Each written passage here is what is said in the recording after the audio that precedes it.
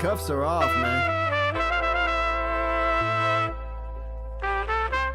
Get right. Too many left. Hey everybody, Adam Rank here. What's up, friends? Daniel Dopp here from the Fantasy Focused Football Podcast over on ESPN. It's Fabs here, Michael Fabiano from Sports Illustrated. Hey fans, this is AJ Dillon of the Green Bay Packers. I got to give a shout out to y'all at Get Right Fantasy. You know who you can trust? If you've got some questions about your fantasy squad, If you are not subscribed, what are you waiting for?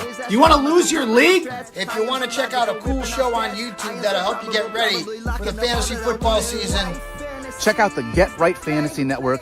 check out the Get Right Fantasy Network. You got to get right with the Get Right Fantasy Network. Best of luck with your podcast. Appreciate the support.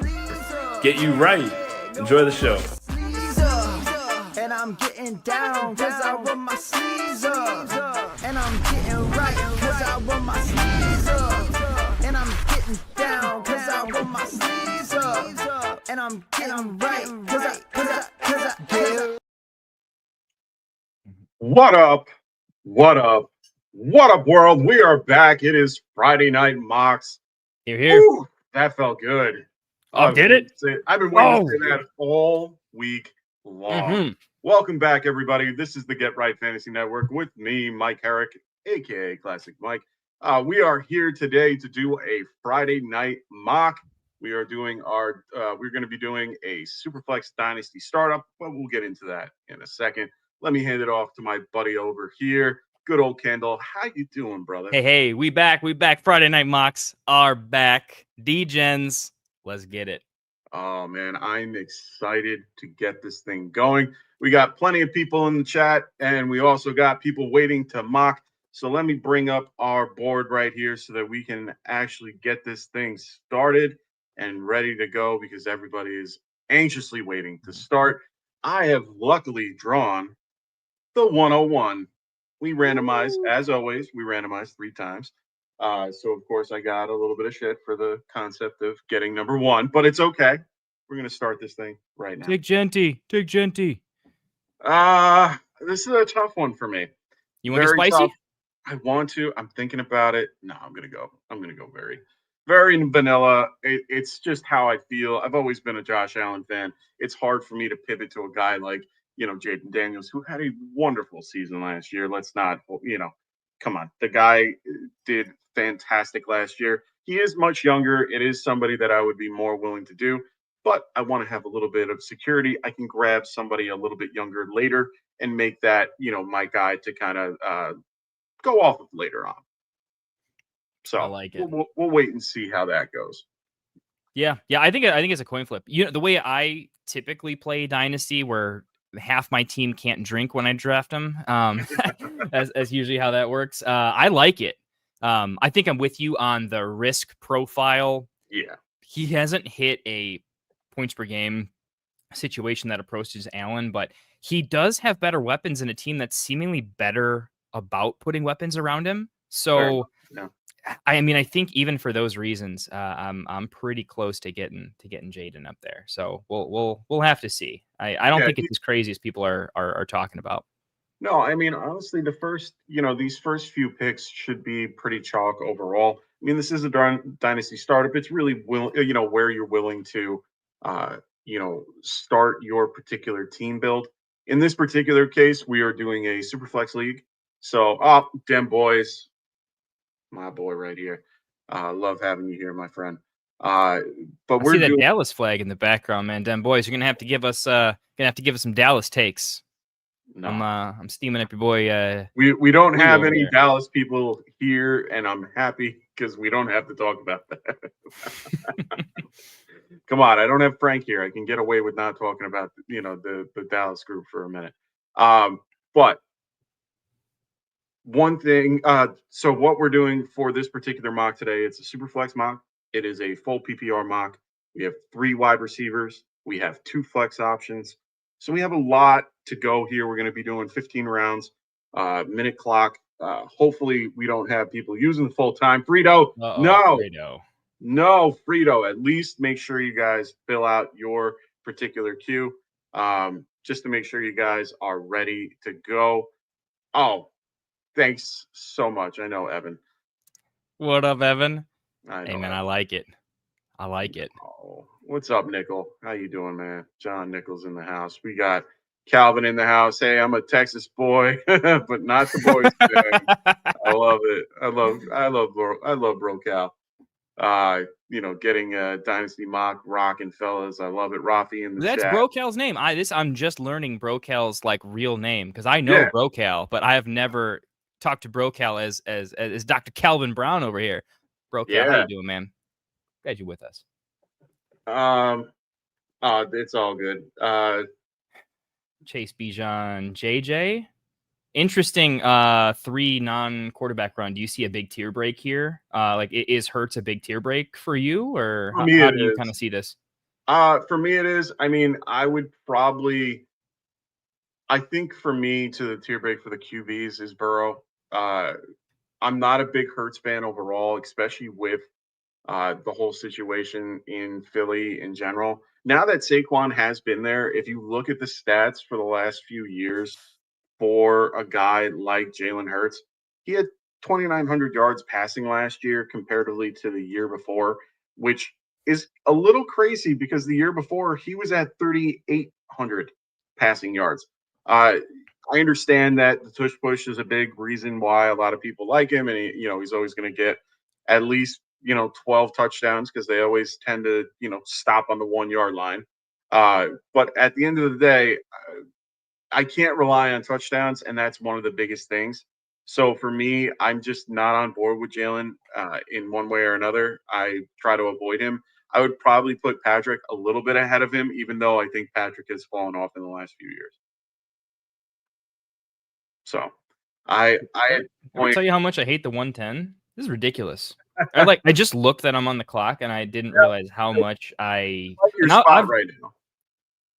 Oh yeah. Well, no, I don't. So this is crazy. So I'm blind. I don't have my rankings up. So I am doing the oh crap, this ADP is god awful. I mean, it's terrible, and I'm having to reset my brain. But let's get crazy here. We're gonna get real silly. The Lord, we all know that I am not in one way or another a homer. I don't care about where you're from or what you do. I like the pick. I like it. Let's hope nope. It's not going to happen. Not going to happen. If you get what I think I want Caleb back. No, I'm going to be mad. I'm going to be mad if you good. I'm not taking Gibbs. I love I have ridiculous. I know. Gibbs I was kind of love, hoping, if Gibbs got back to you, you would have been in a really good scenario there. Yeah, I wouldn't have taken him. Even if he got back to me, I wouldn't have taken him. And this is one of those really Rafi, thank you. I that's exactly the first time I seen him. That's kind of what I thought too, actually. So hey man, you've been here longer than I have. I think he's I'm trying to remember where Brocal's from, and if memory serves me, I want to say Montana, but I could be really, really wrong there. Brocal, tell us where you're from. Brocal, let me remind me of where you're from because I feel like I'm right when it comes to it's Montana. I could be wrong though. But anyway. I'm back on the clock. Well, I mean, I can't even take him now. Oh my goodness, this is insane. I mean, I want to take Caleb, but wow. You do you, brother. I am not a giant fan of Bowers in the second. But you know what? We have something to talk about in a minute. Wow. I'm gonna let you make your pick because I want to ask you this question because this was kind of spicy this week, and Bowers, I want to know your Puka, perspective. Or Caleb? No, we're just do the smart thing, dude. What are you doing? All right. Well, then since you did the quote unquote smart thing, I need to ask you about this. Did you hear about the news about Caleb and what he said about or what was didn't want to come to Chicago? Yep, I love it. I absolutely love it. Yeah, I love it because here's the thing. He wanted to go to the Vikings, and that he might have. Here's the thing. Oh, he's from Forward. All the folks that have kids in chat, right? You'll get this way ahead of the take. Okay, was Caleb the rookie MVP? Did he just take over the fucking world? Or not? Or did he face the hard fucking reality that the NFL's hard? Lots of people are really fucking good. You ain't as good as you thought you were. Okay, you are good. So was Jaden. He got better mid-season. You didn't. Okay. And so all that hot shit, and then who's talking about you now? I mean, thank God no one started talking about you until Ben came over for the positive, right? So let's get one thing clear. Caleb knows all of his future sponsorship, shoe money, and all that. That is dead without Ben Johnson. He is a fading star because Genty and Travis and all these other folks, he was not going to be in the news cycle, and it was going to be a problem. And what did Ben do? Ben got ahead of the news cycle, went on the herd, right? Took some bullets, and they kind of did Ben a little nasty on that episode. To be honest with you, I don't think they threw him some hard questions, and but I think the whole point was I'm going to get in front of this. I'll make it look bad on me, not on Caleb. And I think Caleb is at least smart enough to have just seen what can happen when you do it wrong. How's Shadur doing, by the way? Is he having a good day? Because Caleb was not far off from having a pretty bad day like Shadur. Now, it wasn't going to happen like that way in the draft, but I think he saw, I mean, look, he could also be a complete idiot too, but I do think he probably at least saw the warning signs of, look what happened when you get too cocky. Shadur in the almost double-digit rounds if we had him. I mean, oh my goodness. I think Caleb this offseason, because all Ben talked about was practice in the offseason. Oh, of course. I think that Ben probably just got back to playing football and a little less politics, and I think he'll bring the absolute best out of Caleb. Now, I'll be honest, what the best Caleb in the NFL is, I don't know. I truly don't know. We've seen a lot of big names come, and Trevor was supposed to be awesome, right? It didn't quite happen that way, right? So is he going to be better than Trevor? You know, I mean, that's what really scares you about the pick. Let me be perfectly honest. If this was for a $500 league, $100 league, there's a good chance I'm not taking Caleb there. Would you take Stroud over Caleb? You know, honestly, I was pretty seriously considering Puka, to be honest. I was going to go real elite wide receiver, and then I like some falling value. But one of the big things I've been looking at in the trade market is honestly just that it's very. There's Woo, right? I think I need to reach on quarterback in the first 2 rounds. This is just I think I have to. I think I need to say, hey, this player is a worse pick right now. But when I look at the trade market across startups, leagues that have been going 4 or 5 years, I couldn't buy Will Levis for a late second last year. Okay. That's the market for a quarterback who everyone knows is losing his job. Can barely get a late second, right? What did we draft in the late second this year? Milroe and Shue, literally starting quarterbacks who actually have a job. So my thing is, I don't like spending up at quarterback because I'm greedy and I want to find value and I want to make the magic pick. I think right now in startups, it's better to bite the bullet and take the quarterback. Just go take the quarterback you know, you believe in, can build around. Because if you don't set it up, you will burn a second or a late first in Texas minimum to go acquire what you need. So you're going to burn a pretty decent player, right? Just because you made a good pick before the wrong build.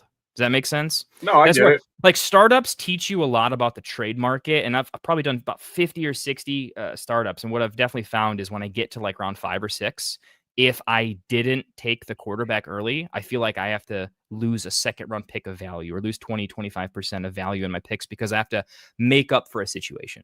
So that's kind of what I've seen in the first 2 rounds is I'm reaching for the quarterback. It feels ugly. It will feel better later in the draft.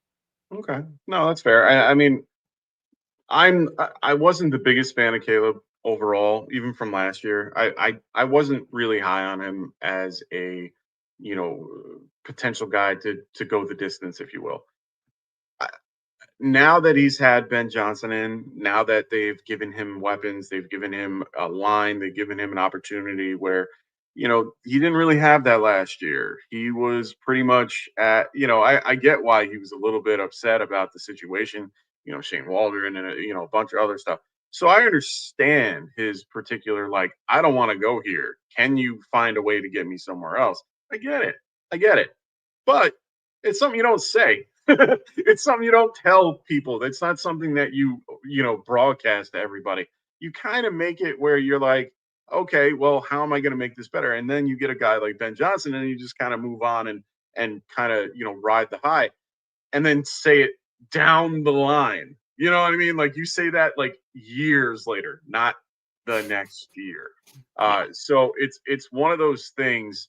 Even if he wanted to, in this case, I agree. I think he probably wanted to be a Viking, and I think most people are in that particular boat. I mean, I think most quarterbacks that are coming out of college at this point want to play with Kevin O'Connell. I mean, he is one of the best coaches out there. So I understand that. But in this particular scenario, like, you don't need to say anything. Just play the game and just go along with what you have to do. You're in a great scenario now. Now you're in a position where you have to do it. Before, you had a little bit of wiggle room. Now you have to. They have given you no excuse to at this point to fail. So if you fail, you're screwed. So and then it shows that it's you. It has nothing to do with anything else around you. So for me, it is what it is. Now we got Evan in here trying to tell me that I picked Rice a little bit too early. Over Marv, over You JSN. want to know something funny? I wanted to talk about it, and that's why I brought it up. Because I got to make a pick, so that's good. I wanted to kind of give my insight on why I went with Ray Rice. So for me, I'm a big fan of Ray Rice in general. I think he is one of the better receivers out there. I understand that his off-field issues are something that people are very, very scared about. And that's okay. I can understand that. I honestly think he's going to play, and he's going to play for a good amount of this season. So even if something happens in the next year or two, I'm not too worried about it. I'm not really scared of Xavier Worthy in one way or another. I think eventually, even though Travis Kelce keeps talking about the concept that he wants to continue to play, no, sorry, not going to happen. I think he's going to go another year, and he's going to be like, nope, I'm happy with my, wonderful soon-to-be whoever I want to be. And then, I think he's going to be in a good spot where he's just going to be like, nah, I'm good. And I mean, he's made enough fame that he can do it. He's going to be a Hall of Famer at one point. I mean, it's just one of those things where it's like, let's hang up my helmet and move on. Ray Rice is going to be there to take over and be that guy. He has always been that guy, even, until he got hurt by Patrick. I am not going to wait. Like, if you look at the board currently, like, let's look at the board right now. Do we see the QB run that just happened in the middle of the draft of the people that didn't draft a QB in the first round? I wanted to make sure that I had a wide receiver, at least two solid wide receivers, to get me all the way back, because I know by the time it gets back to me, did I say Ray? I am so sorry. I meant Rashid Rice. Holy crap. My brain is in, like, what is it, 2000? When did that happen? 2010? Elevator. Anyway, I wanted to make sure that I had a solid wide receiver on the turn back. I'm not a big fan of Marvin Harrison. Jackson Smith, Njigba. I'm not like sold on him yet. And then everybody else after that is just guys that are a little bit on a lower tier that I can wait for. So I'm pretty fine with it. It's one of those things where, yeah, and Victorious is, you can't judge reaches too harshly at the turn. That's the whole point. When it's at a turn, I'm gonna do some crazy shit. Let's just put it that way. I might grab somebody a little bit earlier than I normally would, and it's because of that. If I'm in the middle where, like KJ is, or in this case where Evan is, I would be a lot better off where, or no, Evan is. Nice pick, Evan is Cal. NYG guy. But I would be like, if I'm in the middle, I'm okay with that. Like, I'm okay with, not reaching and kind of playing it safe. On these turns, it's a wicked shift. I have to make sure that I have the ability to, have a really strong, core of wide receiver at this point. Yeah, I already, have to kind of punt. Yeah, my bad. I always know. I hate when you guys use your real names for these, because then it just throws me off. And I know your name's Evan too, because I've seen the name 1,000 times. I'm really sorry. It's been a long off season, guys. Really long off season. Well, you haven't done a ton of startups yet, too. I know you are totally facing down the commentary while trying to draft seriously is really tough. Oh It's yeah, actually no, really tough. this is tough for me because I'm still trying, and he's well. The other thing about Evan is he's my only Giants fan that I can act like. I don't have many Giants Oh, fans. Evan's a Giants fan. Okay, Evan's a Giants fan. So me Evan, and him I am have the that biggest Neighbors fan ever. I traded 3 first-round picks for Neighbors like week 2 of the season. Well, and I know Dutar, uh, the guy next to you at 109. He's a Giants fan too with his 56. And if I can see that correctly, that's a Giants logo. Can I get some dart takes? I want some dart takes from the chat. What from the dart Giants takes fans. do you want? Like, what are you looking to talk about with him? So here's what I want from dart takes, specifically rookie draft. Okay. If you need a quarterback versus you don't need a quarterback, how early versus how late will you let that range, right? Because what I've experienced is if I'm QB light, when Sam Darnold needs to start for me, like needs to start as my QB2, and I got, Richardson as my QB3 type of situation where I just, it's okay. Okay. Or there's the teams where I have 2 quarterbacks. That's all that's on the team, right? Okay. Versus the teams where Bryce Young is my 3rd quarterback. That's fine. I probably don't need one for a minute, right? Bryce isn't even starting.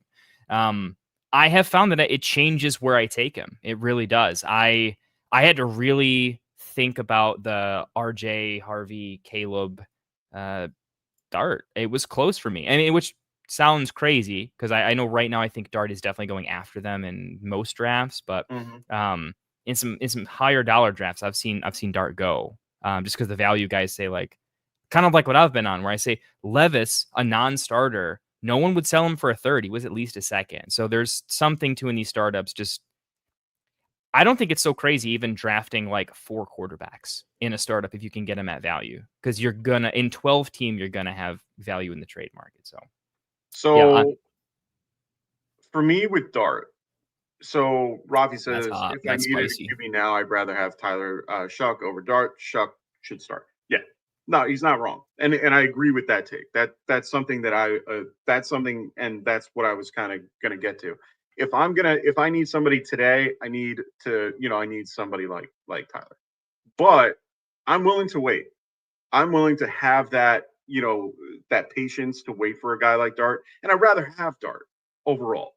I think that Dart's situation puts him into I think it puts him in a great scenario because, one, they're not pushing to start him.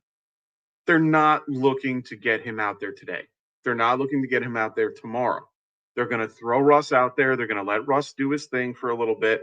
And then when it gets to a point where it's a little bit out of control, they might throw in Dart. But it gives them the opportunity to be flexible with their starters. And he's tied to a guy like Neighbors, which I think is going to be a great relationship that they get. I also think that he's going to do really well with Wan'Dale Robinson. I think that is a really good core group of people. And then they're going to find somebody later on to help out on the outside, because right now, as much as they wanted to, even though they paid Darius Slayton more than they could have paid Saquon, I don't see that being a long-term solution. I think that at one point they will find a way. I think he's going to work well with Theo. I think the Giants have something that is going to be very special in the coming years. I like their O-line. I think they did a great job with building the line overall. They kept a lot of good pieces. They're going to be moving Evan Neal in if he can win the job. That's another part of it, which is really good, is that they're at least trying to make it where he works for it and can earn that spot. But I really do think that the Giants have a really good scenario for Dart for the future.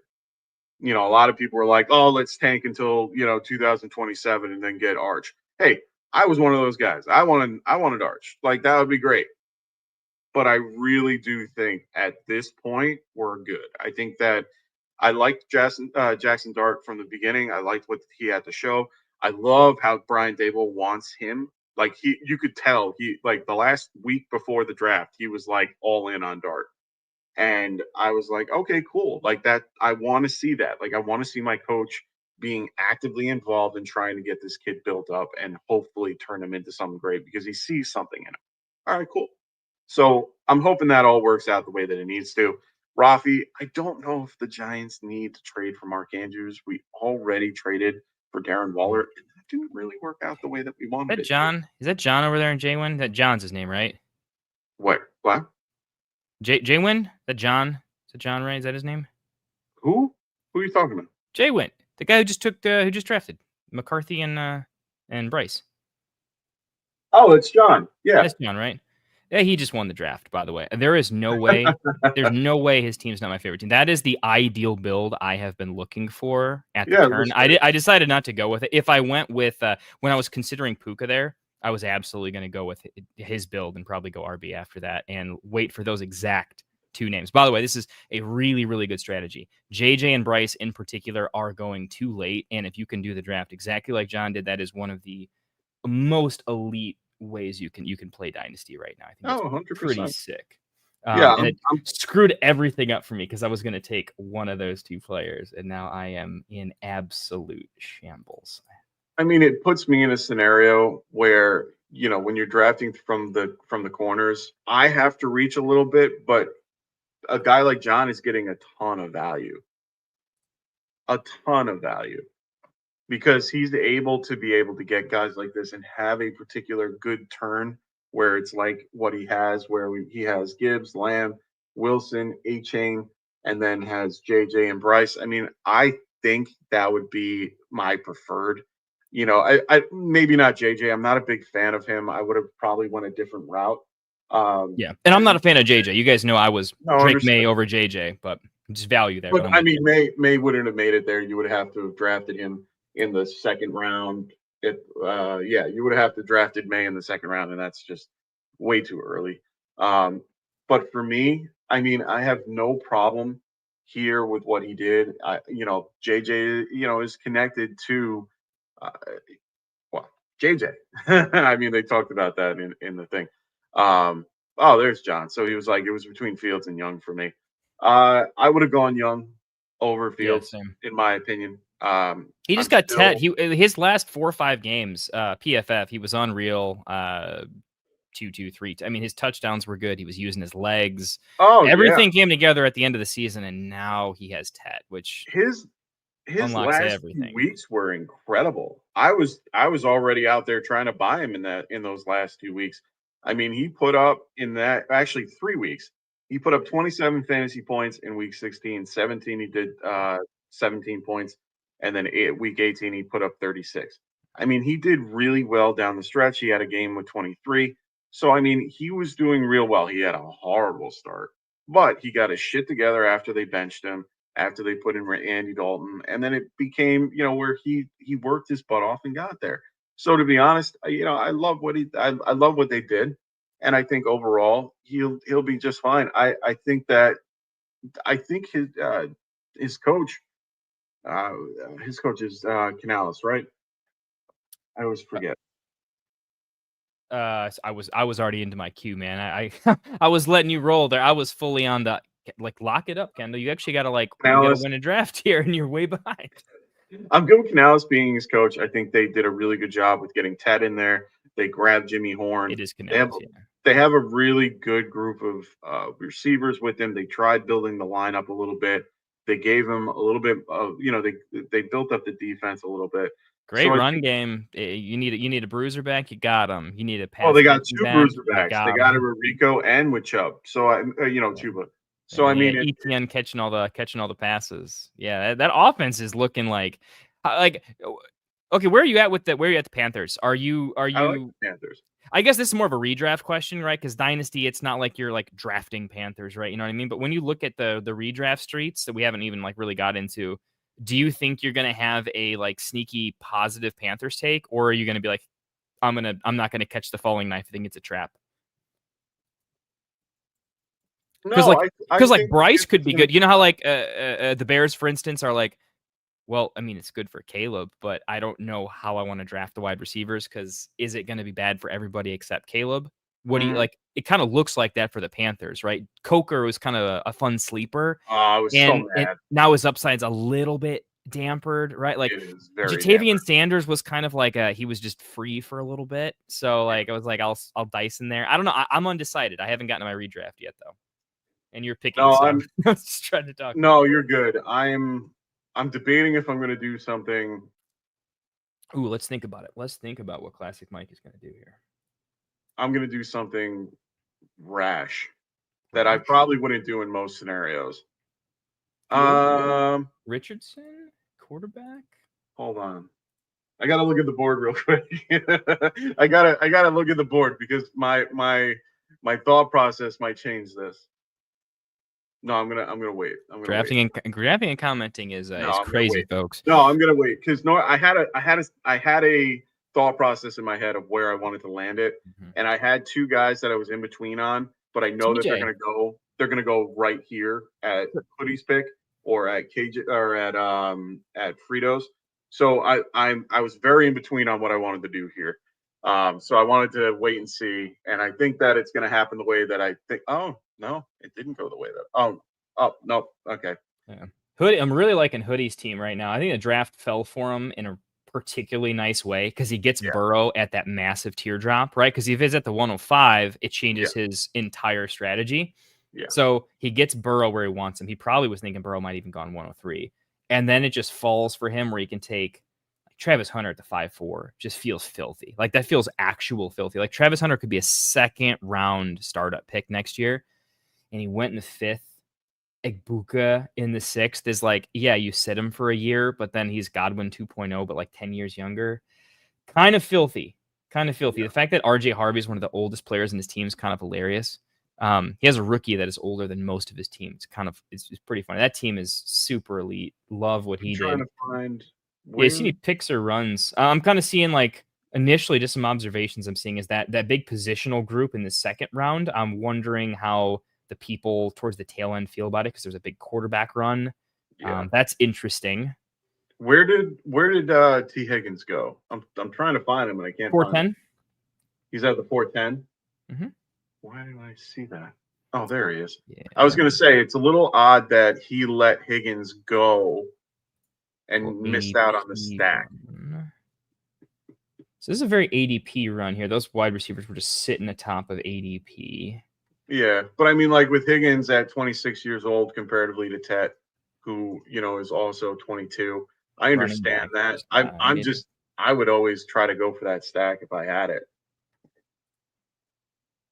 But I was looking to do something a little bit where I was going to try to grab 4 running backs right there, right at my turn, and just kind of load up on them because I feel like there's a ton of value on younger wide receivers that I can go for that would fit the mold of a solid wide receiver 3 that can have upside where I need it.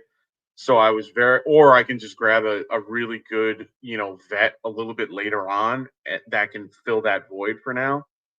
So I was trying to maybe fill that running back group real quick and then, fill it up with, backups a little bit later. Most of my drafts, I tend to be a little bit running back heavy because I understand how much of a commodity they are. And a lot of times, I can save them for later or I can, move them around the way that I need to as capital for any type of trade I might do. You went with your boy Loveland in a non-tight end premium league. With the 2, you already had your boy Trey McBride, which is, I'm liking it, but why are we doing that? What's going on? What's your thought process? What's going on is that I can trade Trey McBride for a ridiculous haul if I want to. One of my favorite things is taking Bowers and flipping into Trey McBride because Bowers gets he's the 1 in Dynasty tight end, broke the records as rookie. Trey McBride is like half a step down for me. His situation is incredible. And I think it's going to stay that way for a long time. So I like the pick straight up in Trey McBride, but the reason I am fine pulling the trigger with McBride where I did is he doesn't have to be a roster spot. He can Okay. just be value. And Loveland's going to be harder to trade for sure. I don't think I'm going to do that. Loveland's probably I think I just got him at value. People don't like that he's a little bit banged up. I just know Ben Johnson, it correlates with the roster. I think 100%. he will be like a Laporta for him. I just probably have to wait a year, but it's okay. He is also stupid young. Loveland is barely 21 years old, and he's a nuanced pass-catching route runner. Yeah. You don't see that in tight ends till they turn 25. He's for so sure. far ahead of the pass-catching tight end curve. He is Travis Kelce. My biggest thing with him is I'm a little unsure about if it's going to be him or Kmet as that Laporta role. But it's a dynasty startup. So I'm just saying, if this no, was I know you're going with younger, and it makes 100%. Because I think there's a big thing there where it's like what I'm admitting to is I am saying he is not good year one, but I think he'll flash. But I think it has to change in year two. I think early on it's gonna look like a bad pick. Yeah. But he's going to be 22 in his sophomore season. And you just look at it's the same way that people have these positive takes on Luther Burden. Where he could be like a 1A, 1B with Rome once DJ's gone, and you just look at the talent and situation. If you just give the Bears an extra year, it's not a year to like figure it out. It's will be good this year, good, not great, but it's let Ben Johnson figure out how to be a head coach and work with this group. The group that he's working with is the young group, right? Yeah. The older vets are there to go do what they got to do, let Ben Johnson elevate them and go get another contract. Yeah. No, you're right. You know. So that's kind of where I'm at with Loveland, and there was a couple of analysts. It wasn't Matt Harmon talked about him a little bit, but he didn't do a full perception on him. I think Matt Harmon's point on him though, I think was kind of what I mimicked, where his age for his route running chops and his pass catching chops are just a little bit rare, and it does put him in the. I don't like drafting tight ends. I pretty much punt them all the time when I can. But the whole point is I do want to evaluate tight ends where if they are a pass catching specialist and they can function almost exclusively as a wide receiver, that's a tight end I'll go after. That's kind of what scared me off of Warren a little bit. Run first team, big pass blocker. Yeah, he was the wide receiver one for the Nittany Lions over at Penn State, but I don't think he's that in the NFL, and I don't think he translates as well. I think Loveland is significantly a better pass catcher. Great to have you here, Scott. We're here every Friday night. Don't miss it. We will be here anywhere between 10:30 or 9:30 Eastern or 10:30. Usually around there, those two times, based on our schedules. I got an early tea time. Show Scott a little love. Tell him all of our worst takes we've ever given. Make him really lose faith in the brand if you can. Tell him all about how high I am on Anthony Richardson. Yeah, there you go. We'll give him Scott, thank you so much for being here. Scott, if you got any questions, you got some drafts coming up. We want to take care of you, bud. We're happy you're popping in. So Dem Boys asks, here's a bold one. I'm in an IDP startup, 11 offense and 9 defensive starters. I'm at the 102, and I think I'm going to go Hunter because of the wide receiver DB designation. What is your thoughts?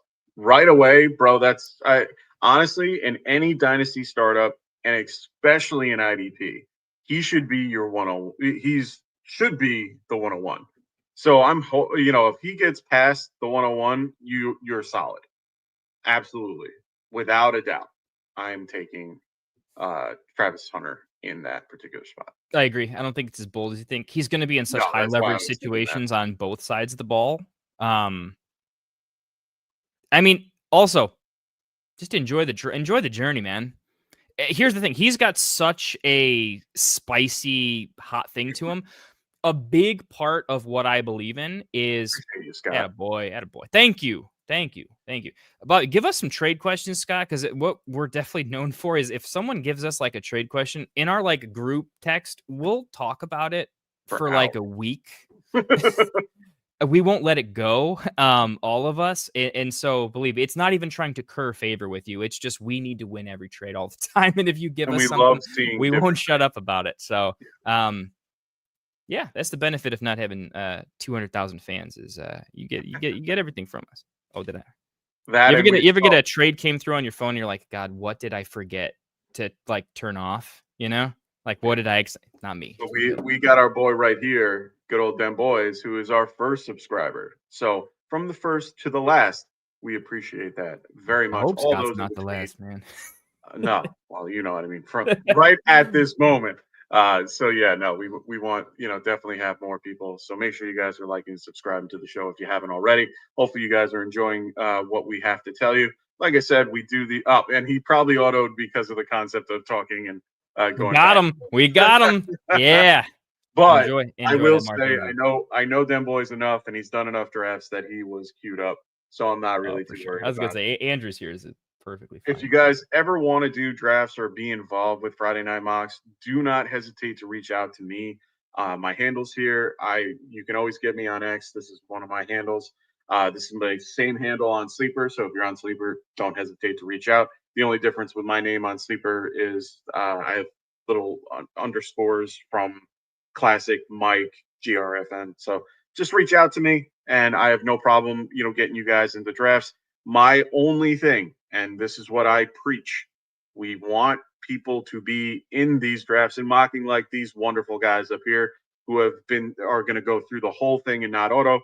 I understand we've had a couple internet problems, always happen. It is what it is, but we want to make sure you guys set the queue. Make sure you guys, if you're ever joining us, you fill out your queues because you want to be ready to go just in case something like that happens. And like I said, good thing he sent his queue. Too busy listening to us. Like I said, it's really, smart. But we love having new people here. We love having new people involved in these particular mocks. So please reach out anytime. So let's go to Victorious. He's got a question for us. He goes, Kittle at the 807. He shouldn't be anywhere near Kincaid or Andrews. What do you think? I see where he's saying, where it's like it's one of those weird startup things where he's going around the other tight ends, but it does make sense the other positional players like Jaden Higgins, versus Kittle. Like I think that can make some sense. Now Kittle versus Pacheco, and some of those guys, I think Kittle's like way better. But it's also a build. I'd have to look at the individual teams and say, does it fit their build? It is a startup. He's older. If they're doing a year zero retool or a hyper young situation like me, it could be anti-build. But to your overall point, Victorious, I think, Kittle is a sneaky value. He's aging okay. I'm on the clock with 20 seconds. I should probably stop talking. I just want to make sure you knew. So I have 30 players in my queue. So while Kendall makes this pick, I'll answer Scott's question for you. So Scott, we do also do Underdog. So we are sponsored by Underdog, as you can see in the top left or your right corner. We are sponsored by Underdog Fantasy. We are currently working out the little stuff, but at this point, use the promo code Get Right, and they will help you at checkout. I don't know their current promotion, so I don't want to speak on it too much. But yes, we do go over Underdog. We do Underdog drafts. Not crazy often as much as we do something like this, where we do mock drafts like this. But we do best ball drafts. We will, sometimes we'll be like, hey, does anybody want to hop in? And then, we get into it and, go like in a small $5 draft or something like that. So we do best ball. And love it, enjoy it. Probably one of my favorite things to do in general. So yeah, for sure. We've had some deep runs on the channel too. We I think all of us here on Get Right fall in the category of we still have day jobs. We don't get to do this fantasy analyst thing. We get to pretend sometimes on Fridays, right? Which also means we don't get to throw, a grand into Underdog. But if we had a few more tickets with very limited entries, Rasta made a ridiculous deep run. If Travis Kelce hadn't gotten COVID, I would have run 80K. Phil's made some massive runs. Yeah, Phil finished third in a thing of 30,000 or 3,000 or something like that. He did very well in some. I forgot what particular league it was or whatever the particular format was. But he did something pretty cool. So, I mean, we all dabble one way or another in that type of stuff. So we're always, you can always ask us questions about that as well. We always talk about Underdog. We will be doing best ball drafts at one point. We end up doing like a best ball draft, but for sleeper. It's the same concept. We just talk about it in a best ball format. But sometimes we also do it when it comes to best, for Underdog too. So we do a lot of everything. We try to get everything involved. We want everybody to kind of see what we do, and get an idea of what everybody, what the market is for everything. So definitely check out our other stuff as we go. We are here every Friday night. We're going to try to be here every Friday night and do some Friday night mocks leading up until until you got your drafts for your leagues. Honestly, probably we'll get some takes here because I want to get a few takes before we drop some other interesting news. I got some questions for you here, Mike. So I want one of the more nuanced, interesting things I find about I like practicing. I like doing mock, dynasty startups, but I don't like doing them because I'm practicing for a dynasty startup. I find that there is a really interesting thing in looking at not like player to player, running back to running back, but looking at positional, like this position kind of went on a run. Here's when this league decided to go here or here with it. So we covered the quarterback run in 3. I want to dive down a little bit. Most drafts in Dynasty always have like harder wide receiver. Everyone's waiting to take running back, but eventually that flips to the I'm scared and everyone has too many running backs and everyone's sniping each other, right? You're on the clock here, so in a second, so I'll kind of keep running through this. I look for these runs, these pairings of players, and these are what I take in all of my notes for Dynasty startups, saying like, hey, this player is consistently being taken immediately after this player, meaning I think actually more people want them in front of the previous player, sort of a hidden jump, or after this player, a big run on another position goes or something. So what I'm seeing is this Bucky Brees, and then you have I won't make it to the turn quarterbacks. Okay. Right? There's some build related wide receivers, but then it's really the 4-5 turn that fully seals it and throws everyone into a not just panic, but oh no, I'm too late. Right? It's Taylor, Cook, and you roll off, Cook, Brown, Walker. They're just all the people. Well, I'm looking at 2 rounds here. So it's 4-5 specifically. 6 is throwing me off there, but we'll get to that. It's kind of ending the tier. When you take Cook and Brown, that creates this run later on. I think the earlier drafters were just stylistically preferring other positions. Mm-hmm. You get to the middle and you get your Judkins run. It's rookies. So these are the real picks. These are the people folks were waiting for. They're big. They're happy they got them. After Kyron, I think there's a couple people left. Kind of kills the tier where you ended it at Walker. I really think like and then RJ I think is a spicy one at 7-4, but it's really this 5-1 range like at Brown. Maybe you could call it Brees and Bucky at 4-4. It's really the 4-4 to approximately I would say the 5-10. 4 and 5 there. What do you think about the running backs there versus the wide receivers? Because this can tell you how you might want to build your team in the earlier rounds based on what you're seeing in the middle rounds. Would you rather have the option to take either or talk me through that a little bit based on how you saw the board fall? Yeah, no, that's kind of, one of those things that that's why I did what I did. So, hey, Adam C, what's going on, brother? How you doing? Hey, he's a commission in my league. Ooh, nice. So for me, when I got to these particular picks, especially what you guys were talking about, because honestly, I didn't really see a lot of value with the wide receivers. Ooh. Oh, I'm so giddy right now. That's my guy right there. But at this point, I rather what I was looking at here. I saw the guys like Dunze, I saw Travis Hunter, I saw McLaren, I saw Devontae Smith, Addison Worthy, Mbuka, Moore, Purcell. Like I saw those guys there, and I was just like, no, I could wait. I could wait for something a little bit better. I could wait for something a little bit down the line. Now, of course, I waited too long, which was my fault because I just loaded up at running back and kind of wide receiver got away from me. So that's on me. And I kind of loaded up a little too much on Seattle, which I wasn't planning on doing. That just kind of fell in my lap the way that it did.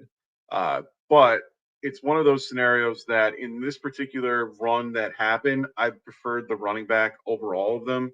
The only guy that I might have thought about doing something different is Terry McLaurin. I probably would have picked him over Brown.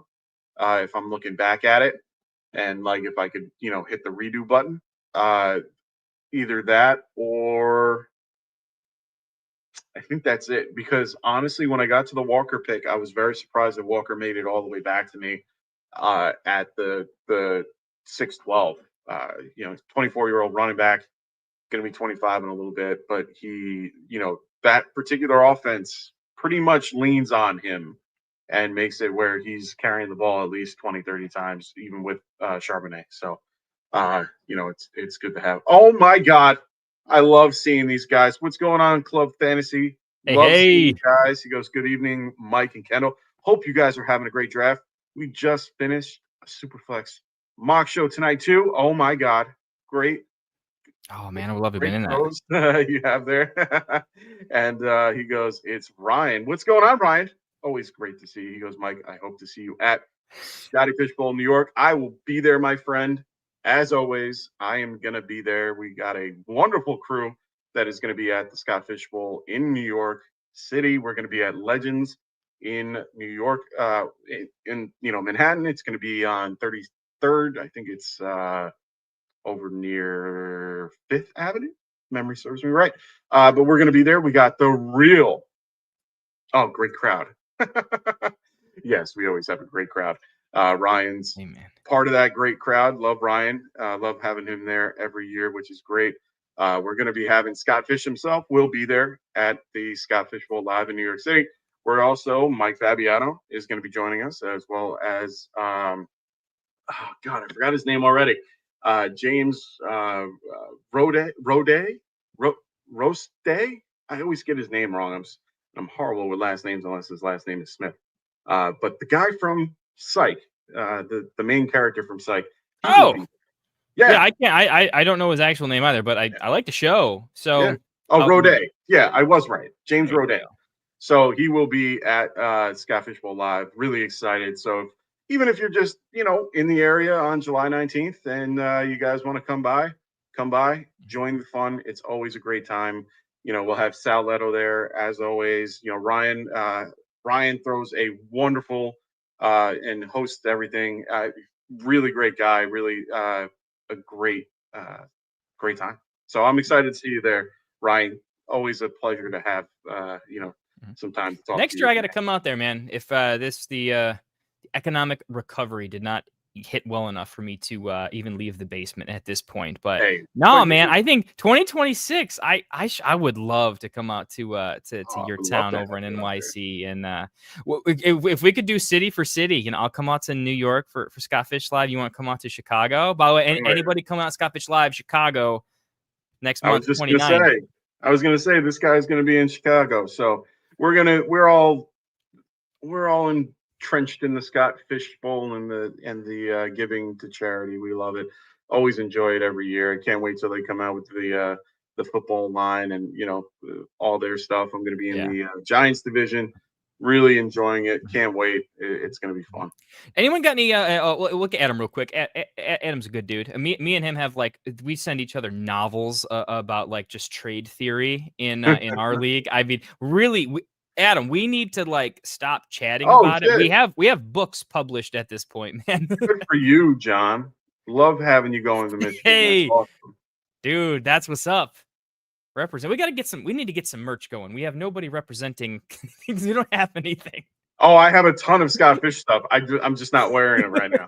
I mean, I could say that this one is the Blockbuster shirt that we had last year, but no, it's not. No, I'm saying we need to get some. I need Get Right merch. I've been a full card-carrying member of the team here. We got the store on the website. My own boys are not selling their own team member the merch, man. We gotta figure this out. I gotta have some Get Right stuff before I go next month. We're gonna settle this in the green room afterwards. Adam, have I noticed a sizable change? Oh heck yeah, massive change. I think it's more or less he's brought up to his talent level. He was previously buried because of all the stuff and stink around him, but it wasn't bringing him up to his talent level. Now his ADP properly represents his talent level. And he's still probably underpriced because what do we love in fantasy? And all the analysts who don't play fantasy are talking about it. They just don't know it's important to us. And that's the duos. the pairings at wide receiver. We don't even got to think about a third option. The third option is a pass catching running back or a tight end, but there's 2 wide receivers. That's what Pickens has there. And I think it's probably going to keep climbing as people start statting out their actual offensive projections. Dak is not someone you under project in yards he's going to throw. And you're probably going to have a target funnel with very few rushing yards. And when you stat the team out, I'm fairly sure it's going to be pretty pro Pickens. Yeah.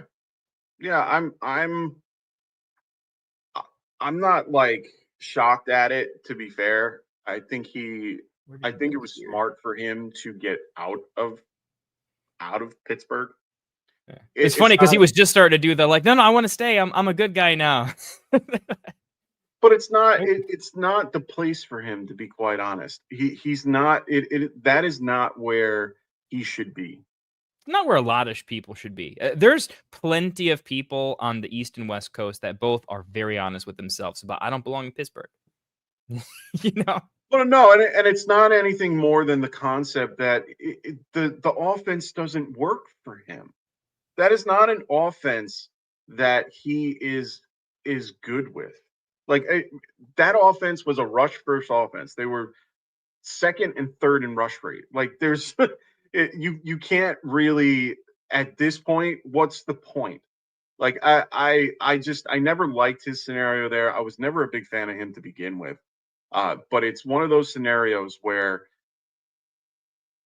I think he made out better getting into Dallas, and Ryan brings up a good point with the Brian Schottenheimer. Yeah. With Dak should help him. Trust the Dallas offense. Seems sketchy. So I trust Dak more than Shoddy. I completely agree with that. Understood. Sure. But I looked into Schottenheimer a little bit, and the offense that he ran, kind of. I mean, he was, if I remember right, he was. I want to say with the Eagles last year as offensive coordinator, or was it Kellen? I always forget. I remember looking up stats for him, and I remember looking at that same thing. They are more he was pass happy for a minute, and then he was run happy, and then he went to pass happy for a minute, and then he went back to run. So he's been very inconsistent with what he does. So I understand the worry.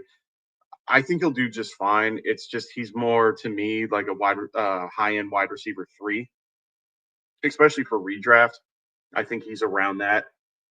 I think he has high-end wide receiver 2 upside to him if they, pivot off of him for a week or pivot off of Lamb for a week. But Lamb is going to take all the targets. It's just that's just how they're going to do well. I mean, they don't really have a run game, at this point. They have, Javonte Williams, who I think can really take over that particular run game. I think he'll do well there, but they have a really crappy line. So they're going to be doing, they're going to have to change things up a little bit.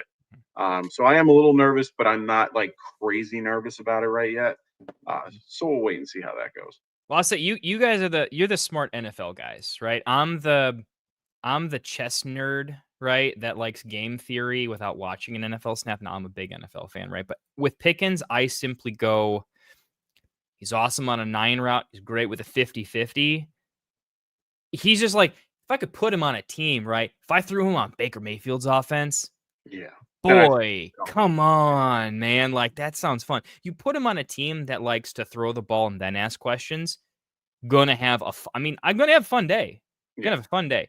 I do think you're right. It's look, what's the offense gonna do? What's Dak gonna be feeling like? What's the coaching staff gonna feel like? I just think I'm not saying I'm right here. I'm saying here's my take. I'm not saying believe me. Believe my take if you like this philosophically. Okay. I like offenses where there is a clear target funnel, where we're not even the third option in Dallas's offense is special teams at this point, really, is what I'm saying. So I think it's such a schematic, like there's 2 guys that are going to get the ball more than anybody else. And I think they're going to focus on how to make that work.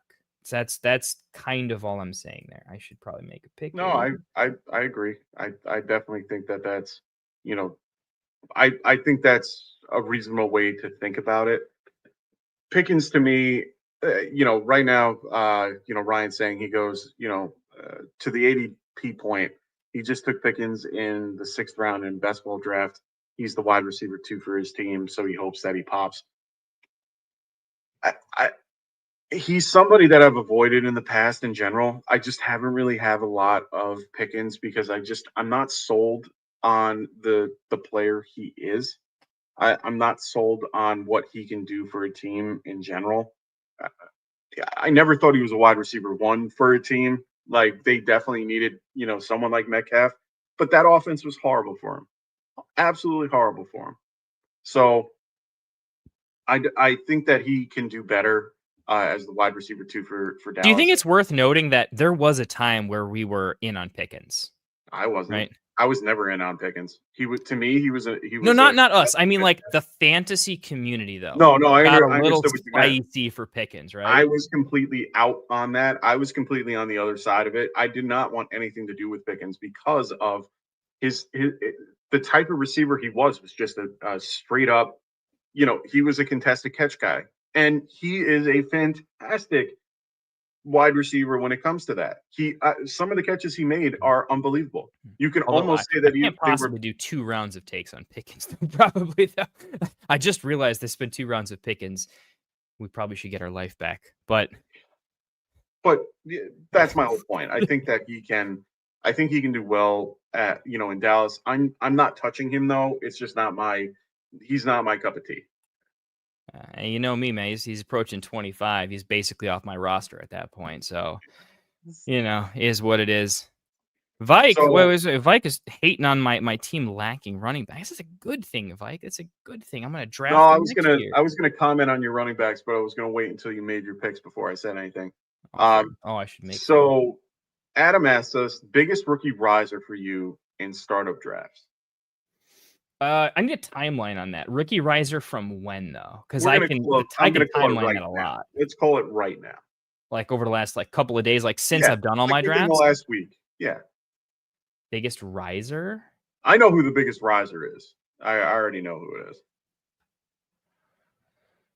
And it's just from ADP, just from what I've seen, just from general looking around the looking on X and what everybody's talking about.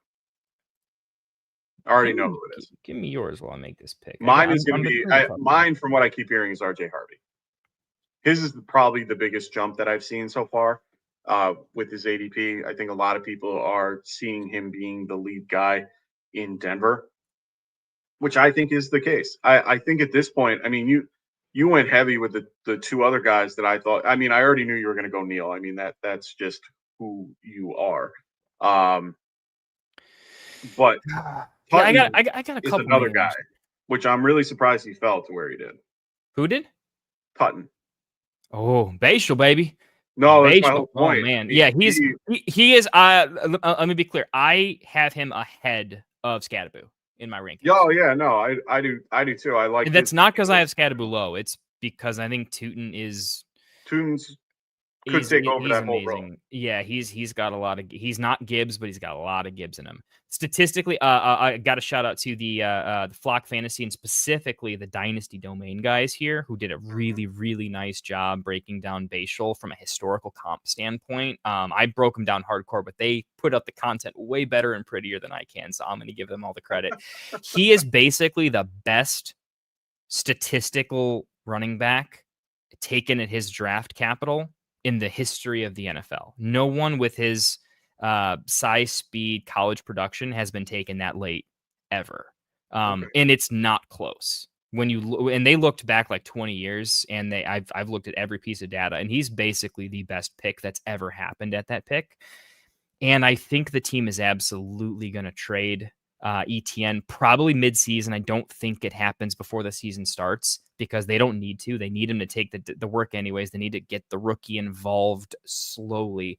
But I do think he's a mid-season trade. We already know that places like Dallas, Chicago, there are clear landing spots that could use someone kind of to do a 1A, 1B situation. And there's spots for him. And they'll sell him cheap because they need any draft capital they can get. Look how cheap the 49ers sold some of your pieces, right? Or not yours, you're the Giants guy. No. But the rest of the get right's pretty heavy on the Niners, right? They sold pretty cheap. I see the Jags, the young GM, probably selling him cheaply. He's a man on a mission.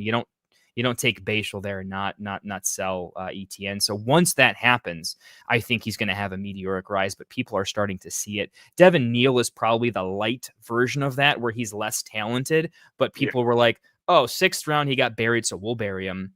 That we did the fantasy thing where sometimes we're smarter than the NFL a little bit, maybe not smarter, but we think differently, at least for our format.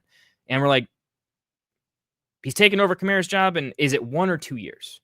That's just it. It's when. I could say 2 years. Because the guys ahead of him can't stay healthy or have problems. It's a waiting game, and I think the only problem is you can't find a solid problem with Kamara for a full year, and so you just fade him. But you're guys, he's a handcuff anyway. Everyone in that range, you take. I'm taking him well over Woody Marks, who is just never going to be the one there. He's a pass catching specialist. He's already old. He's just never going to be the one. He's going to be a great handcuff, I think. What's it? The guy that's backing up Chase Brown, right? He's undraftable because he'll never be the one. He'll be the one in case of an injury, but he's not a good running back. It's a good running back class, but there are still tiers and divides. Right? Yeah, he's not one of those guys. Zach Moss.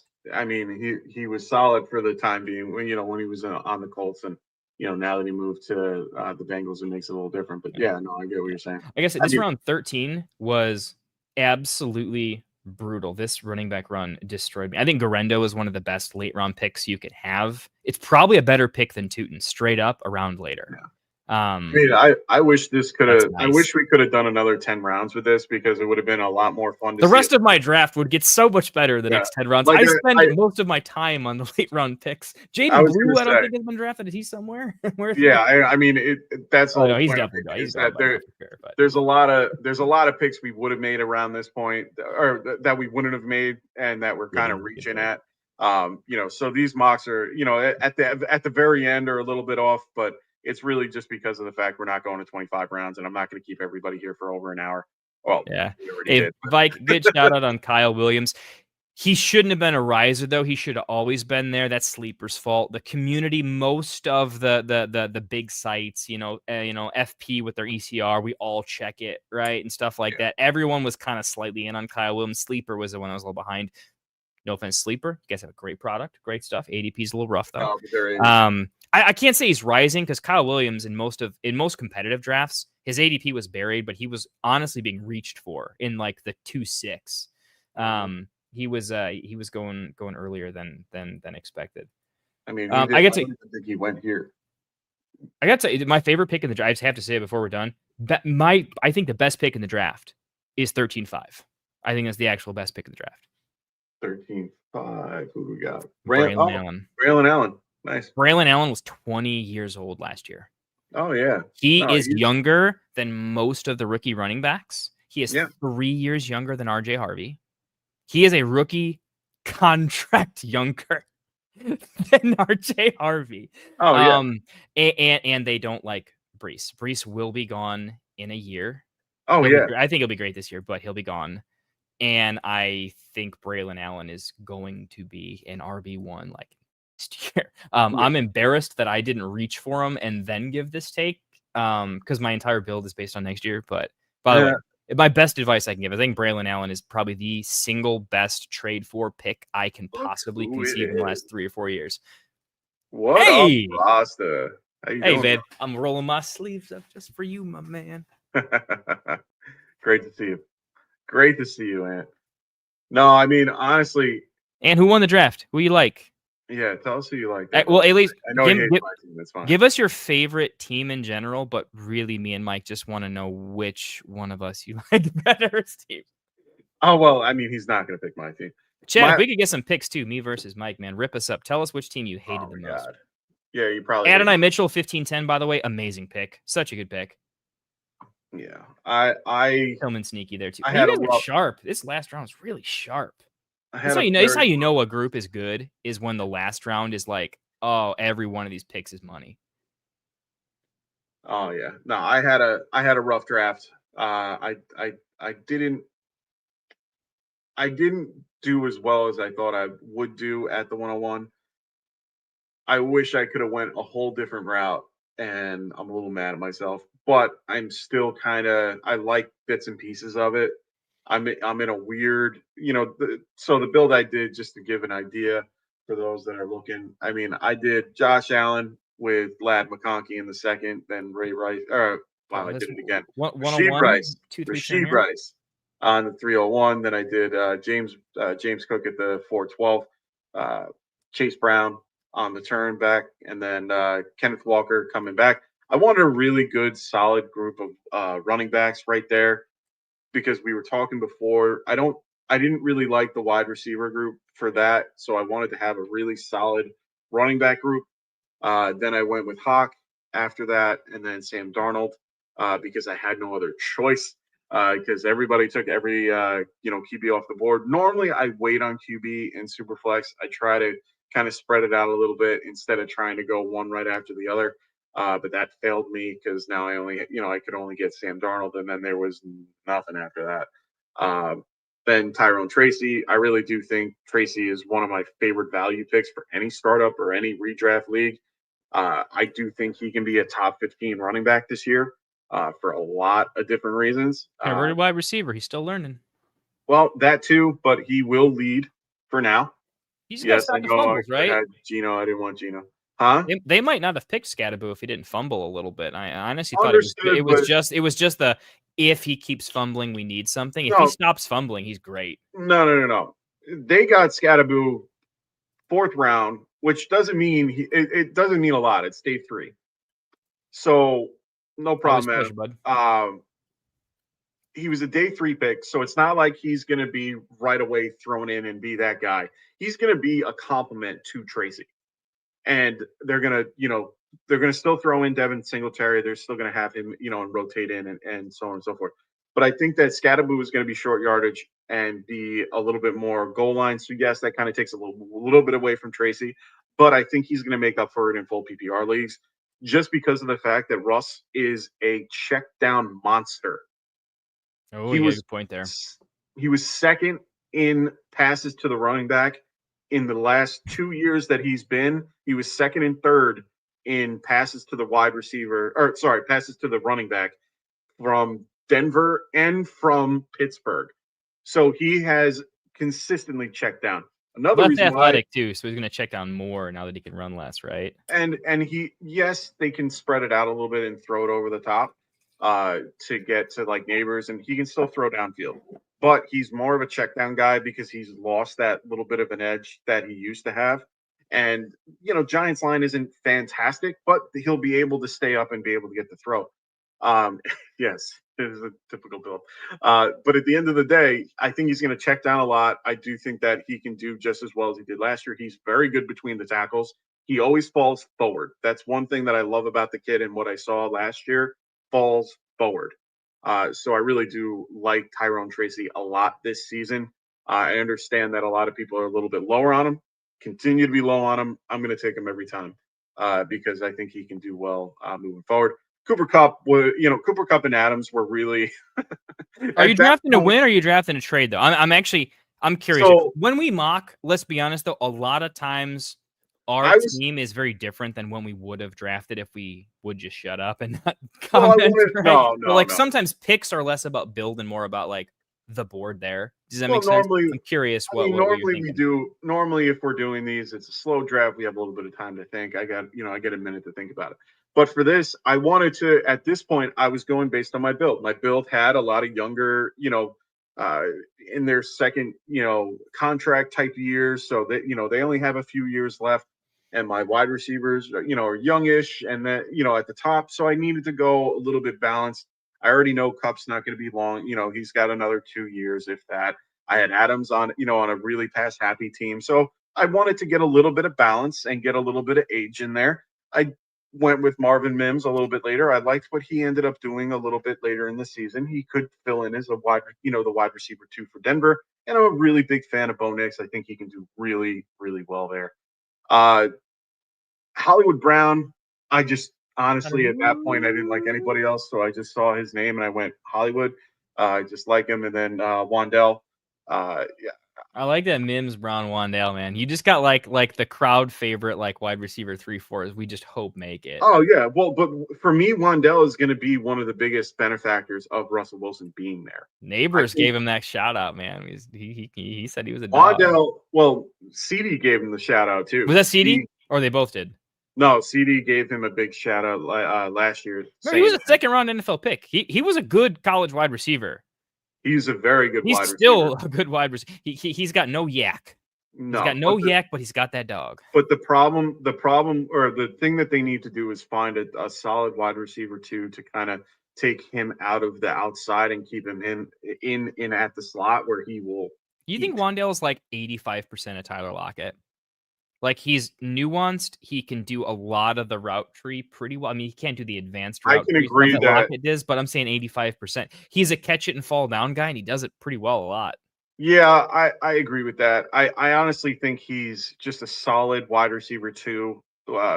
Maybe a low end wide receiver too, if you will. I love that build. So I mean, for me, I like what he can do with Russ, especially this year and moving forward. But especially this year. So for me, I was trying to build a little bit. I like Strange. So yeah. Victoria shots fired. Oh my god. Hey, don't hate on Josh Downs though, man. Josh Downs is the wide receiver 1 for a team without a quarterback. Wide receiver 2, technically, if you want to put Pittman ahead of him. No, I will not put Pittman ahead of him. Pittman's route tree means nothing to that team. No. Josh Downs' route tree is very necessary. Oh, well, Thank you, Rasta. We already knew this. Well, I don't know why that's is that just both of our teams aren't very good. I mean, well, beyond it, not well. Mine I was talking about the very Bears good. and I was talking about the Bears and Giants. That's how our teams are. Is Bears and Giants. You ended up going with the Bears. I went with the Giants. That's fair. You basically went with Brian Thomas Jr. being your number 1, which is fantastic. Caleb Williams is 2, which we talked about. Trey McBride in the 3rd. We got Brock Purdy right after that, who just got the bag. For those that didn't know, just got a really big, contract, 5-year, $285 million contract with 181 guaranteed. Good for him. Bought him in 3 dynasty leagues 2 weeks ago. Kyron Williams for the 5'10", which I like. Xavier Worthy. Kyron after Quinshawn, Hendy, and Jacobs. Love it, because Kyron's about to sign a big deal in the next couple weeks. So watch it. You heard it here. Oh, I keep forgetting about that. Yeah, when Kyron signs a massive extension and leaps all of those guys, perfectly happy. Buy Kyron right now. No, I love Kyron. A 4-year deal. No, I love Kyron. I'm very excited to see what happens. I'm in the Notre Dame guy, so if I take Kyron. Well, that was my point. I knew the underlining thing, so I was like, okay. Yeah, And then you went with Loveland, who we talked about. Golden, another guy that another good strong rookie. You went with our good buddy Downs here, who we just talked about. Then you went with Milroe and Sanders. And you know what? I was a little disappointed, a little upset that you took Sanders. I was kind of hoping I could get him a little bit later than I thought. But unfortunately, with the Adams pick, I was thinking about going Sanders there, and I ended up I didn't. I went with Adams over him. But I was thinking of Sanders there. There's a teachable moment here. There's absolutely a teachable moment. And in dynasty startups specifically. And I'm going to get real with the chat here, okay? In dynasty startups, they go long. They go deep into the night. If it's a live dynasty startup, God help you. Do it digitally. You won't make it. You might have a drink or two. You might have a little something. Or you just get tired. Late in the draft, there's an easy question that helps me. I mean, queue up, do your homework, do all the stuff. But what helps make those, for me, those were like obvious, glaring, like after the draft, a week after the draft, people are going to look at the boards and they are going to hate what they did and they are going to be in my inbox immediately. Oh, yeah. Because here's the thing. For those that weren't paying attention, the Knicks just destroyed the Celtics. Because I'm 119 to 81. 119 to 81. We had decent viewership because that game was awful. I know, but at the end of the day, I had to bring that up. Crazy. Yeah. But hey, real quick on quarterbacks. Here's the thing. Specifically, why I took them there. What was the decision-making process? Ask yourself in the current trade market. Stay active in the trade market, not to make trades. Stay active to understand where people are thinking about players in general, right? And you catch way more flies with honey than vinegar. Don't send a trade offer. Send a message. Say, hey, what's going on? I had some ideas, right? Start a conversation.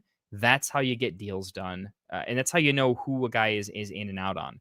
What I found a lot in the trade market particularly is, yeah, people are a little nervous about Milroe and Sanders, right? And so the draft capital, people are looking at them on what will they do for my team this year because I want to win. And the answer is, I have no freaking idea. So I'm going to go with something else, right?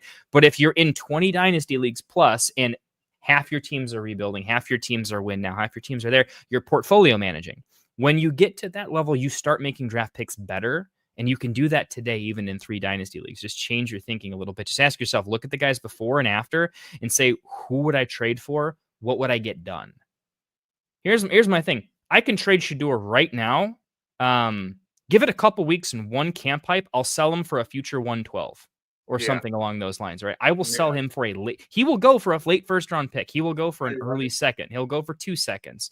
That's what quarterback. I couldn't buy Will Levis last year. Thank God I didn't. I wanted to buy him cheap. I couldn't get him for the 211, 212. He's out of a job. He's not even worth a 406 right now, right? That's a guy who's out of a job right now. I think Milroe and Sanders are extreme values not to be on your team. Draft them purely for the asset potential, and go from there to startup. So you're really looking to craft a roster of players of value and then build a plan and then build another plan and then build 6 more plans because it'll all change and ACLs change by the minute, right? So that's just to show you guys, because I do draft a little bit weird sometimes. And when you're looking at the who won this draft, everyone thinks who's going to win the league this year. That's not who won the draft. No, right? And honestly, you never win a draft. It's one of those things that could you get some value and win something? Yeah, but at the end of the day, winning your draft means nothing. That team could be, dog shit. What do you think about the philosophy, Mike? I've always been a big believer. This is more of a redraft thing, but I think it's actually way more important in Dynasty. One of the first fantasy lessons that was ever taught to me when I was just straight bad at this game, way, way, way long ago. You don't win your draft, but you can lose it. Correct. Right? There's nothing you can do to just you can crush a draft, but you can't just straight up win a draft. You just can do a lot of things to not lose it. You can mitigate lots and lots of risk. And in redraft, I'm like, well, that's a loser's mentality, right? I mean, you got to go top heavy. You got to go, first or last. In Dynasty, you don't have to do that. And I think it's more important in Dynasty. But how do you take that? Well, I've always been the proponent that you're never going to win your league at the draft. And that's especially to say for redraft. You're never going to win your league in the draft. When it comes to the Dynasty startups like we just did, a lot of it is dependent on how your guys actually come out of this year and, forward, because a lot of things can happen. With my type of build, I went with a lot of, I went with tried and true.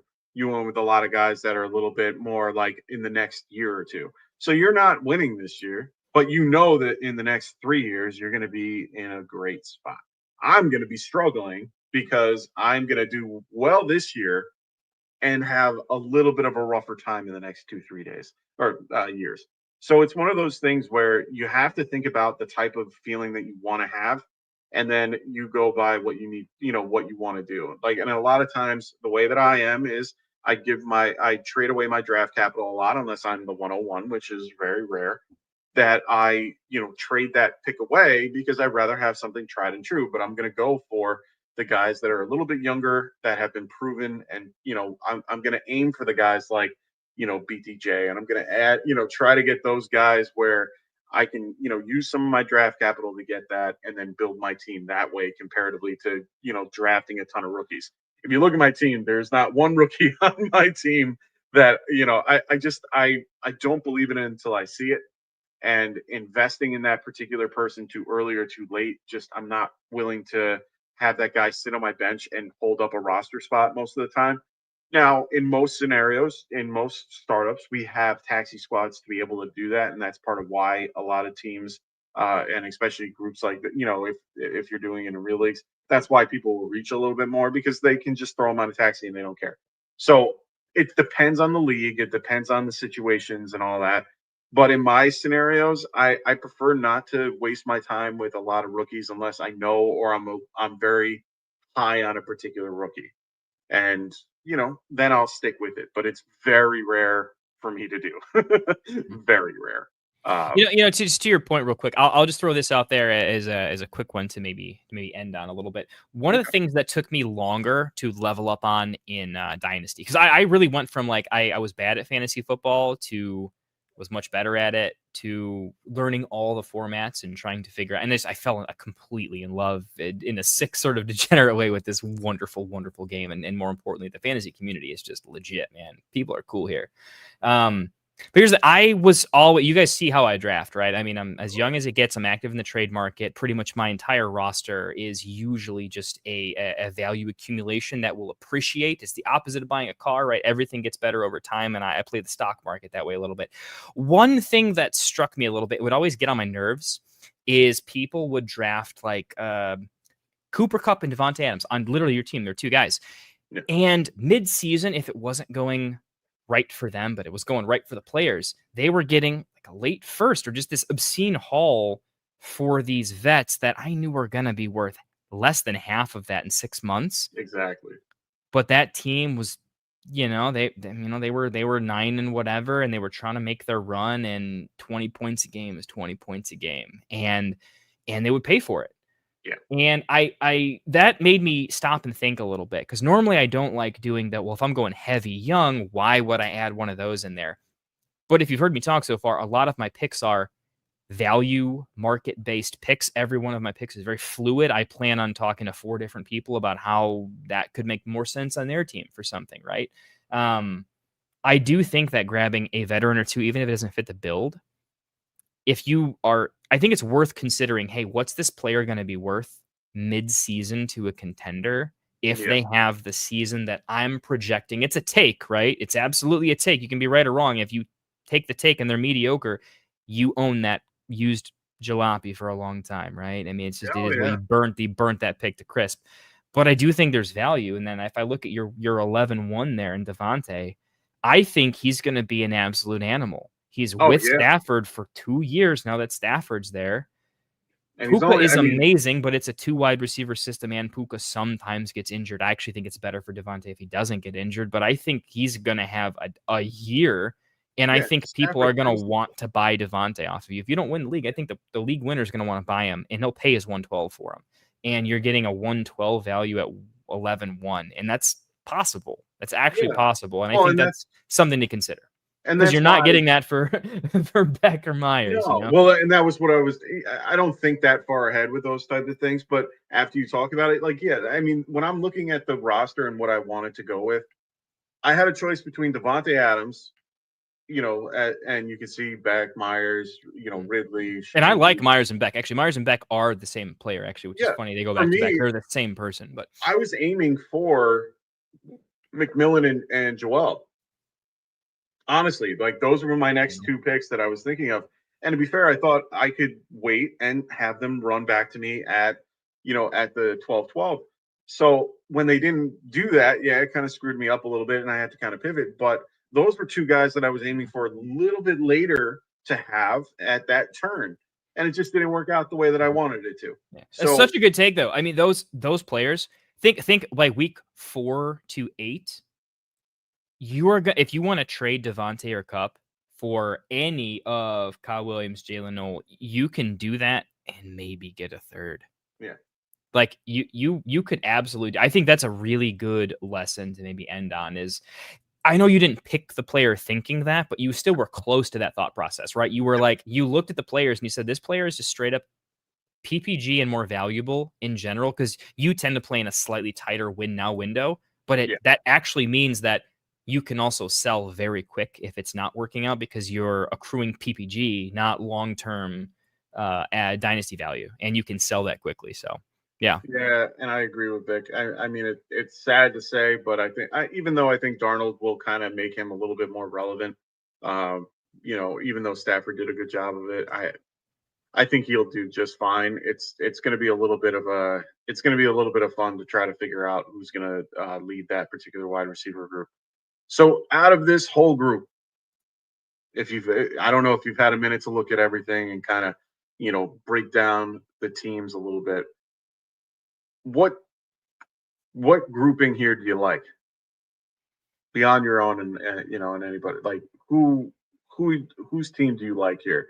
You've mentioned John's Hoodie and at John. 12. Hoodie and John stick out very, very quickly. Duarte, Okay. I like quite a bit as well. I can find pockets of every single team where I say, hey, these 3 picks were great. I mean, you know me, I'll get really granular, but Understood. just from while commenting and quick- drafting and like without thinking, I noticed very quickly that from a build in a build order, pick order standpoint, I really liked what John and Hoodie were able to do. And I want to clarify this real quick. If I ever don't mention your team, I want to let you know the way I rank teams is at any given point, you can decide to like, I'm going to crush this draft. You might it might not go so well after 3 picks, but I might look at 4 through and say, yep, that direction made such a good pivot. It made a lot of sense. I look at these teams with a lot of nuance. When I grade the teams for the mock draft tournament, I spend hours on that for someone that probably won't care about it. But no, so if we're not mentioning your team, I'm saying Hoodie and John, I really, I saw their builds early through about pick 6, and there were some pockets that really did it for me, but I haven't looked at everything quite as much. There was just very particular builds that made some sense, but a lot of folks, I thought this was a very competitive draft, I think what I'm trying to say. I don't think there was a great disparity between maybe a lower tier draft and a higher tier draft. I thought it was very thin. They were if talking you put it up things into like an FP, thing, it's going to have a thin margins. It was a competitive draft. I enjoyed it. Yeah, they were chatting it up in there and really got into it. And there was a bunch of guys that were still available that like I said, if we did this for a little bit longer, that they would be there. For me, I liked a few of the builds here. I liked Hoodies as well.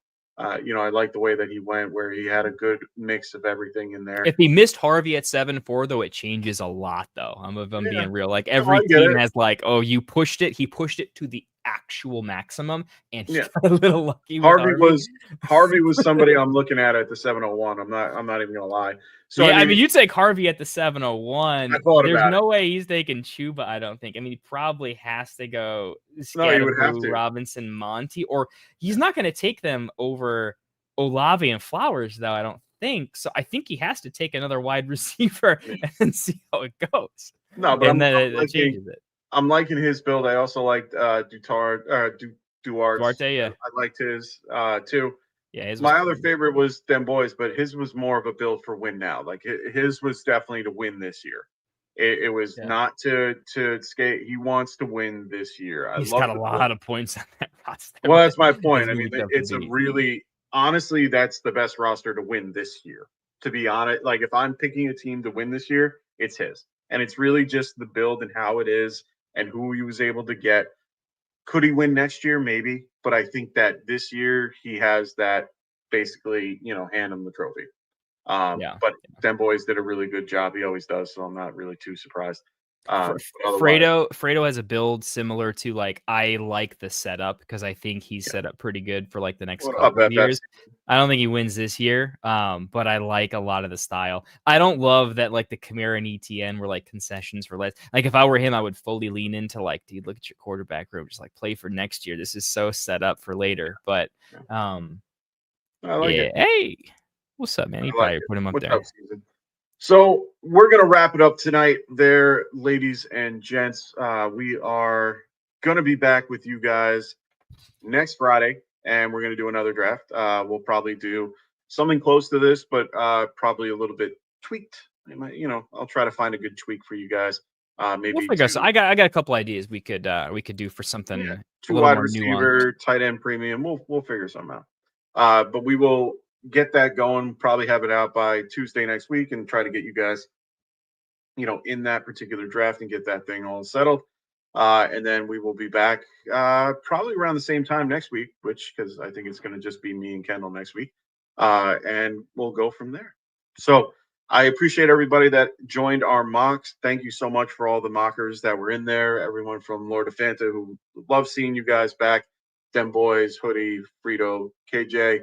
The captain, Brocal, Duarte, NYG guy, and John. Thank you so much, everybody. Ooh, maybe we will do an IDP at one point. We'll see. It's been a long IDP. time.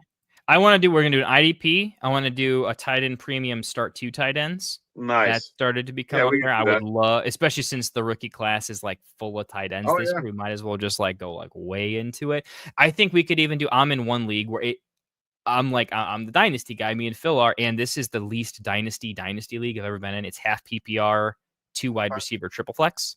Ooh. So running backs Sounds are fun. like unreal to the moon. I'm curious what a startup in that format looks like. Because I did it one time and it was interesting. So we'll figure it out. You want to we got a little bit of news with the upcoming Discord. Ooh, so basically, keep an eye out. We're going to at one point be posting a link to our Discord.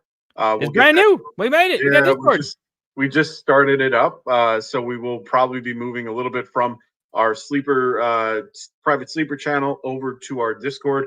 It's going to be a minute. We're still I want to make sure that everything looks great before you guys pop in there. But once we get that all set up, we're going to send you guys a link in the sleeper channel.